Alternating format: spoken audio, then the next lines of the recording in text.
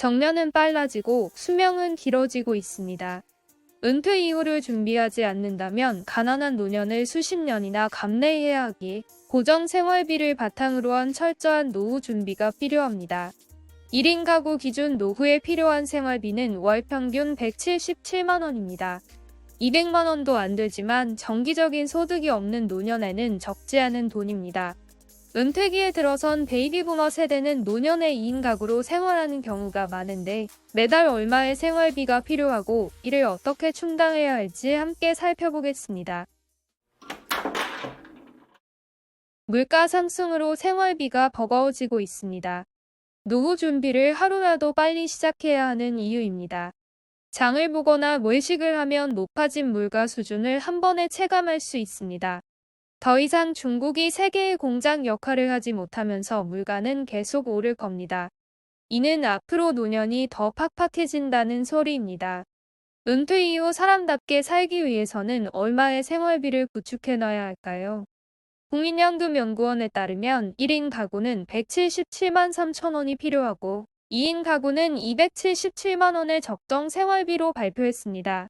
젊어서야 맞벌이를 하고 생활비에 저축까지 했지만 은퇴 이후엔 가구원 수가 많으면 더 걱정입니다. 2인 가구라고 해도 직장을 안 다니면 소득보다 지출이 커질 수밖에 없습니다. 월 277만 원은 일자리가 없는 노부부에겐 큰 돈입니다. 이 생활비는 특별한 질병이 없는 건강한 노년을 전제로 합니다. 여유로운 생활이 아닌 표준적인 생활을 하는 데 필요한 비용입니다. 해당 조사가 21년에 이루어졌으니 지금은 실제 지출이 커졌을 겁니다. 시청자분들이 은퇴할 시기에는 생활비가 더 필요할 겁니다. 1인 가구 적정 생활비를 기준으로 지출 내역을 살펴보겠습니다. 주거비는 월 3, 40만 원입니다. 관리비는 동아절기 포함 평균을 냈고 재산세는 5억 주택 기준입니다. 여기에 자동차 유지비와 보험, 의료비만 해도 50에서 60만 원이 필요합니다. 식비와 경조사비 등을 모두 포함하면 177만 원입니다. 관리비와 재산세, 자동차 유지비는 집과 자동차를 갖고 있다면 고정적으로 지출할 수밖에 없습니다. 보험비와 의료비, 식비는 조정이 가능하지만 삶의 질에 영향을 줄 겁니다. 아픈데 병원을 안 가고 먹고 싶은 음식을 못 먹고 사고 싶은 물건을 못 사는 삶이 되는 거죠. 그렇다면 이 돈들은 어디서 충당해야 할까요? 직장을 다닐 때야 200만 원이 우습지만 은퇴 이후엔 만만찮은 돈입니다. 구체적으로 노후 대비 방법을 두 가지 케이스로 나눠서 설명해 보겠습니다. 먼저 남들만큼 연금을 넣었고 1억 원 정도의 예금을 보유한 케이스입니다. 한국인의 연금 소득 대체율은 평균 47%입니다. 직장에서 평균 300만 원의 월급을 받았다면 연금 수령액은 47%에 해당하는 141만 원이 된다는 의미입니다. 통계청이 발표한 2021년 평균 실질 소득이 258만 원이므로 평균 연금 수령액은 121만 원이 됩니다. 베이비부머 세대는 헛벌이를 한 경우가 많아 배우자는 연금 준비가 안 돼 있을 확률이 높습니다. 개인연금을 하나 가입했다면 약 30만 원을 수령합니다. 2인 가구 생활비 277만 원 중 151만 원을 연금으로 해결했고 126만 원이 남았습니다. 이는 주택연금으로 충당 가능합니다. 만 60세의 시가 5억 원의 주택을 보유하고 있다면 매달 102만 원을 받을 수 있습니다. 주택연금은 가구원 중 나이가 어린 사람을 기준으로 하기 때문에 빨리 신청하면 수령액은 줄어듭니다. 개인연금에 주택연금까지 신청하면 24만 원만 채우면 됩니다. 이 돈은 1억 원의 예금으로 해결합니다. 1억 원을 연 4% 예금에 넣어두면 세후 338만 원, 월 28만 원을 받습니다. 드디어 평균적인 노후 적정 생활비 조건을 맞췄습니다. 여유롭지는 않지만 먹고 살만한 지극히 평범한 노후 생활비입니다. 서글퍼지는 것은 현실에선 이마저도 이상적인 모습이라는 사실입니다. 내 집이 있고 예금으로 1억을 보유하면서 연금으로 매달 150만 원 이상 받는 노년은 상위 10%의 삶일 겁니다. 조금 더 현실적으로 계산해 보겠습니다. 남편의 연금이 60만 원, 아내가 20만 원 정도 수령하고 주택은 4억 원짜리를 보유합니다. 예금은 5천만 원으로 가정하면 161만 원이 충당되고 116만 원이 부족합니다. 이때는 기초연금 지원을 받으면 됩니다. 만 65세 소득 하위 70%라면 월 30만 원, 부부가구엔 51만 원을 제공합니다.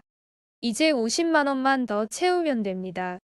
나머지 금액은 용돈을 받으면 된다는 분도 있겠지만 노년을 자식에게 기대면 절대 안 됩니다. 베이비부머 세대와 다르게 MZ세대인 젊은 층은 기본적으로 부모를 공양해야 한다는 인식이 부족합니다. 기본적으로 본인들을 위한 소비가 많고 주거비에 들어가는 비용도 큽니다. 또한 저출산 고령화의 영향으로 연금보험료와 세금 부담도 커질 겁니다. 자식의 지원을 기대하며 60세에 은퇴하는 것은 너무 위험합니다. 결국 나머지 금액은 본인의 근무 기간을 늘려서 충당해야 합니다.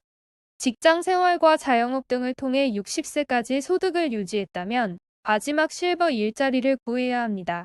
매달 50만 원씩 10년 부족분을 채우려면 6천만 원이 필요합니다. 월 200만 원씩 3년을 더 일해야 하는 겁니다. 20년 뒤를 생각한다면 1억 2천만 원이 필요하고 6년을 더 일해서 재산을 비축해둬야 합니다. 직장에서 은퇴했는데 월 200만 원 일자리를 어디서 구하냐는 분들도 있을 겁니다. 하지만 정부에서는 고령층 일자리를 꾸준히 늘리고 있습니다. 월 100만 원도 못 받으면서 힘들기만 한 곳도 많지만 4대 보험과 명절 상여금까지 챙겨주는 좋은 일자리도 존재합니다. 일례로 8월 8일까지 적시를 받는 종로세무서 미화원 채용 공고를 보면 주일 하루 8시간 근무의 월급이 197만 원입니다. 여기에 정액급식비 약 10만 원을 매달 추가로 지급하고 추석과 설에는 명절 휴가비를 약 70만 원씩 제공합니다. 물론 4대 보험과 퇴직금까지 보장하는 일자리입니다. 정년은 만 65세이기 때문에 60세 이후에 취직하기 딱 좋은 곳입니다. 이런 일자리는 구청, 학교, 경찰서 등에서 계속 나오고 있기 때문에 기회가 될 때마다 저희 채널에서 소개시켜 드리겠습니다. 오늘의 영상을 정리해 보겠습니다. 가난한 노후는 비참합니다. 자식들은 부모의 노년을 책임져 주지 않고 오히려 가난한 부모를 원망할 겁니다. 은퇴 이후 가난한 노년을 보내지 않으려면 1인 가구 기준 177만 원, 2인 가구 277만 원이 필요합니다. 은퇴를 앞두고 있다면 하루빨리 연금과 예금, 실버 일자리를 준비하시기 바랍니다. 실버 일자리만 해도 처우가 천차만별입니다. 같은 미와 업무를 해도 누구는 고강도 근무를 하면서 100만 원대 월급을 받지만 다른 누구는 공공기관에서 여유롭게 일하면서 상여금과 복지포인트, 퇴직금까지 받습니다. 저희 채널에서도 공공 일자리를 안내하며 정보의 격차를 줄이겠습니다. 뉴스 보는 TV는 여러분의 노년을 응원합니다.